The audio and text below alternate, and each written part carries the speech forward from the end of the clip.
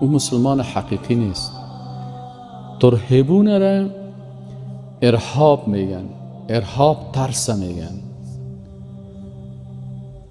دشمن الله باید از تو بترسه، ابلیس از تو بترسه، شیطان انسانی از تو بترسه و شیطان جنی از تو بترسه.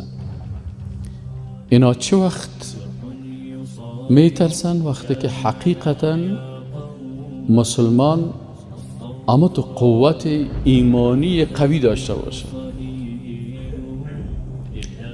در پالوی قوت ایمانی قوی از امی تکنولوژی که امروز دشمنای اسلام بده، از این مسلمان ها استفاده کنن و به دست خود بگیرن.